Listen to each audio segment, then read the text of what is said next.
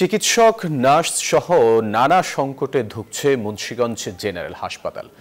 স্বাস্থ্যসেবা প্রতিষ্ঠানটির লেজে গোবরে দশা।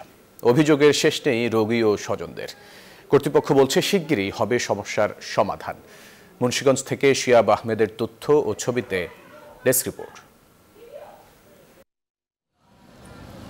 16.5 লাখ মানুষের চিকিৎসায় ভরসা মুন্সিগঞ্জ জেনারেল হাসপাতাল, কিন্তু চিকিৎসক, নার্স ও পরিচ্ছন্নতা কর্মীর সংকটে প্রতিষ্ঠানটির উপর আস্থা রাখতে পারছেন না সেবা প্রত্যাশীরা।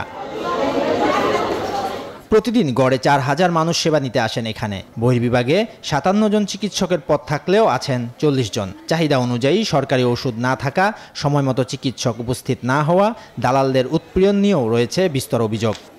ডাক্তাররা মৃত্যু চেম্বারে কার্ড দিয়ে রেফার করে দেয়, উনি বলে দেয় যে আপনি এখানে গিয়ে করাবেন। জিনিসপত্র আনাইয়া ঘরে থেকে দেখেন আমার একটা বড় কত জিনিস একটা জিনিস ব্যবহার করা হয়, কি খাইছে কি জন্য আমার।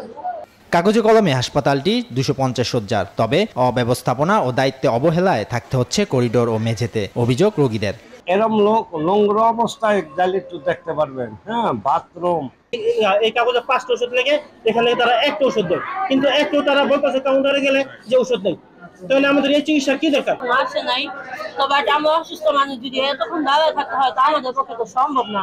হাসপাতাল কর্তৃপক্ষ বলছে সমস্যার সমাধান হবে শিগগিরই। জনবল সেবা এবং ওষুধ সেবা যদি পর্যাপ্ত পেয়ে থাকে তাহলে আমার মনে হয় এবং পরীক্ষা নিরীক্ষার যে ইয়েটা আছে, যদি কার্যক্রমটা যদি আমরা আরো বাড়াতে সক্ষম হয়, তাহলে মুন্সিগঞ্জ মানুষ যে আশা নিয়ে হসপিটালে আসে বা যে মানুষ আশা করে থাকে যে হসপিটালে আমরা ভালো সেবাটা পাবো, আশা করি আমরা সেটা দিতে সক্ষম হব। হাসপাতালটিতে প্রতি মাসে 6 উপজেলা থেকে চিকিৎসা নিতে আসেন লক্ষাধিক মানুষ। Desk report, news 24।